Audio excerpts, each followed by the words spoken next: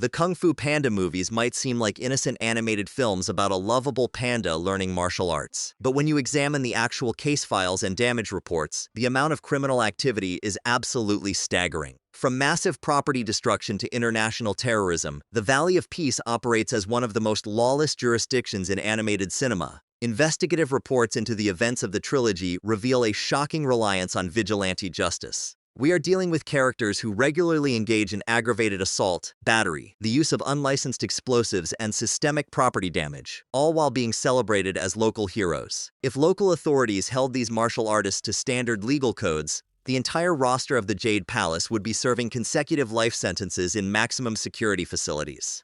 By running their on-screen actions through standard criminal statutes, the scale of their offenses becomes undeniable. Number 8. Po, the Dragon Warrior himself. Po faces a massive rap sheet entirely centered around reckless endangerment, the use of illegal explosives, and catastrophic property destruction. Official damage assessments from his first week alone show a complete disregard for civilian safety and structural integrity. Rather than entering the Dragon Warrior tournament through official channels, Po straps high-grade, unregulated explosives to a wooden chair and launches himself into restricted airspace. He crashes directly into a crowded arena. This immediately warrants charges for the unlicensed detonation of explosives, reckless endangerment of a crowd, and trespassing on state property.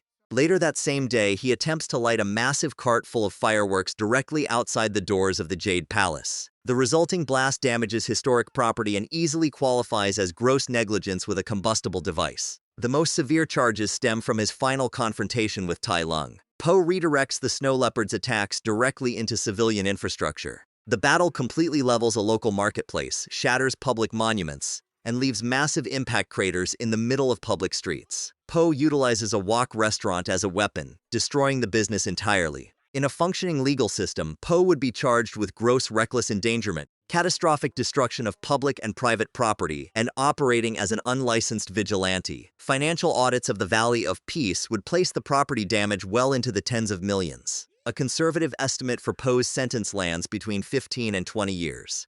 Prosecutors would likely offer a plea deal citing his role in neutralizing a larger threat, but the sheer volume of restitution owed for the destroyed infrastructure would bankrupt his family's noodle business permanently. Number 7. Master Shifu. Shifu operates what is essentially an unregulated paramilitary training camp and faces severe charges for extreme negligence, workplace safety violations, and severe child endangerment. The training sequences documented throughout the records show a martial arts instructor deliberately putting students in lethal situations without a single safety protocol in place. The Jade Palace Training Hall is a legal nightmare. Shifu forces Po, a novice with zero athletic background, to navigate a room filled with swinging spiked clubs, rotating flames, and automated bladed weapons. This surpasses rigorous athletic training and moves directly into reckless endangerment with a deadly weapon. Shifu creates an environment where serious bodily harm or dismemberment is an absolute certainty for a failing student. Standard regulatory agencies would shut the facility down immediately, and Shifu would lose any licensing he holds. Beyond the physical danger, Shifu is legally culpable for the gross negligence that directly led to Tai Lung's escape. As the highest-ranking official aware of the exact security protocols at Chorgam Prison, Shifu dispatches a messenger goose directly into the holding area. This specific action provides the exact tool, a single feather, that the inmate uses to pick the lock. Legally, Shifu's negligence breaks the chain of custody and makes him partially liable for the subsequent destruction caused by the escapee. On top of that, Shifu's mental games cross the line into straight-up abuse. He starves a dependent student just to get him to train, and disguises brutal physical battery as simple stretching exercises. Any real judge would hand Shifu 25 to 30 years in federal prison, permanently strip his teaching credentials, and let the students' families bury him in civil lawsuits. Number 6. Viper. Viper faces serious felony charges for aggravated assault with a deadly weapon. While she lacks traditional weaponry, her specific combat style utilizes lethal constriction techniques that cross the line from self-defense into attempted manslaughter. Investigative breakdowns of the Furious Five's combat encounters show Viper repeatedly using her body mass to completely cut off the oxygen supply and blood flow of her opponents. During the events in Gongmin City, Viper is documented restraining multiple wolf mercenaries simultaneously, wrapping around their throats and chests. While these wolves are enemy combatants, local laws strictly dictate the proportionate use of force. Constriction that risks asphyxiation or the crushing of the windpipe constitutes the use of lethal force. When utilized against standard foot soldiers, prosecutors would easily argue this is excessive. During her earlier confrontation with Tai Lung on the thread of hope, Viper actively participates in the destruction of a critical piece of regional infrastructure. She and the rest of the Furious Five sever the ropes of a massive suspension bridge over a lethal drop. While attempting to stop a criminal, destroying a primary transit route connecting different regions of the mountains carries heavy federal penalties. Viper is also complicit in the hazardous training environment at the Jade Palace. By actively participating in sparring sessions that utilized lethal force against a completely untrained civilian like Poe, she acts as an accessory to Shifu's endangerment charges. Due to her status as a recognized law enforcement equivalent, Viper would likely face internal investigations, a dishonorable discharge from her duties, and 8 to 12 years in a medium security facility for excessive force. Number 5. Mantis. Mantis steps far outside the boundaries of lawful combat and faces unprecedented charges for medical malpractice, assault with intent to cause grievous bodily harm, and the weaponization of medical procedures. Mantis is an acupuncturist, a profession that requires strict licensing and ethical adherence. Instead of healing, Mantis weaponizes his anatomical knowledge. He frequently deploys acupuncture needles in combat to trigger total nervous system shutdowns in his opponents. Paralysis induced without consent is a massive violation of medical ethics. Injecting foreign objects into an opponent's nervous system to immobilize them constitutes assault with a deadly weapon. If a victim fell during this induced paralysis, or if a needle slipped and caused permanent spinal damage, Mantis would be liable for first-degree manslaughter. His actions during the Gongmin City invasion further escalate his legal troubles. Mantis uses his disproportionate superhuman strength to physically hurl adult gorillas and rhinos through the air. The blunt force trauma caused by throwing a heavily armored mercenary into a brick wall guarantees severe concussions, broken bones, and internal bleeding. Mantis also shares liability for the threat of Hope Bridge destruction, using his speed and strength to manipulate the structural integrity of the ropes. By combining his unregulated medical attacks with severe physical battery, Mantis proves to be a highly dangerous combatant who uses his size to bypass standard self-defense laws. He would likely receive 10 to 15 years in prison, along with a permanent lifetime ban from practicing any form of medicine or acupuncture. Number 4. Tigress.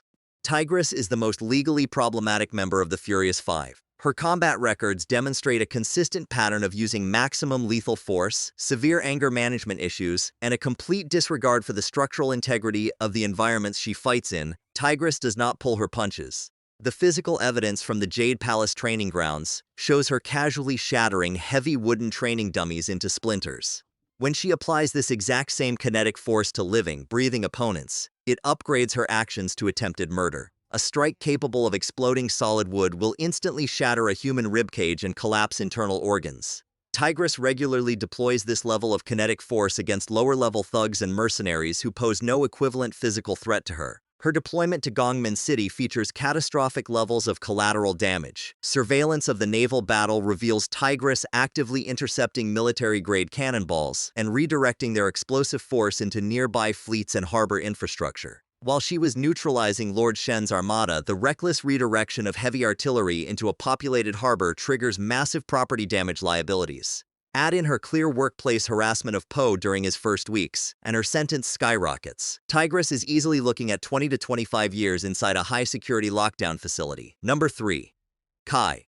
Kai introduces legal complexities that standard municipal courts are entirely unequipped to handle. As a supernatural entity, his crimes span multiple centuries, cross-dimensional borders, and require the drafting of entirely new international and spiritual legal frameworks to prosecute. Kai's primary weapon is the theft of qi. By forcibly extracting the life essence of Kung Fu masters, he effectively commits grand larceny, identity theft, and first-degree murder simultaneously. Removing a master's qi turns them into a dormant jade amulet. Kai is guilty of hundreds of counts of murder.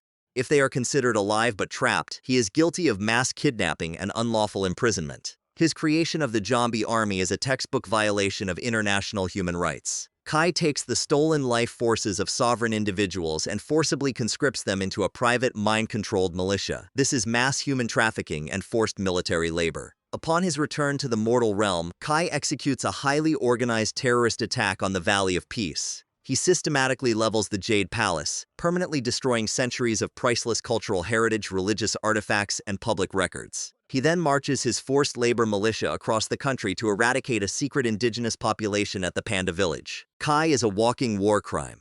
If a tribunal could successfully hold him in a mortal jurisdiction, he would face consecutive life sentences without the possibility of parole, and standard legal systems would immediately push for capital punishment given his ongoing, immortal threat to public safety. Number 2.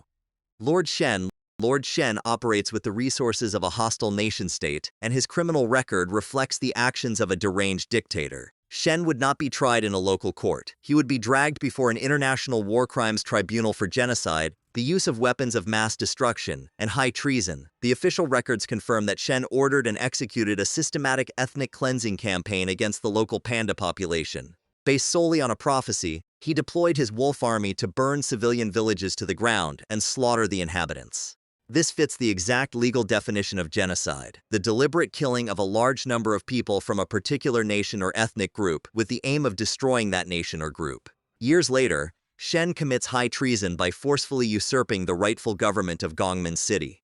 He initiates his coup by assassinating Master Thundering Rhino, a recognized political leader and protector of the city. The assassination is carried out using a newly developed cannon, which introduces charges for the unregulated manufacture and deployment of military-grade artillery. Shen then implements a brutal regime reliant on forced labor. He drafts the citizens of Gongmin City to melt down their own cultural artifacts, tools, and infrastructure to mass-produce his naval fleet. This constitutes mass enslavement. Shen's strategy to conquer all of China using an armada of cannon-equipped ships classifies as a declaration of total war. Shen would absolutely face the death penalty. His calculated, industrial-scale violence marks him as the most legally culpable mortal in the entire franchise. Number 1.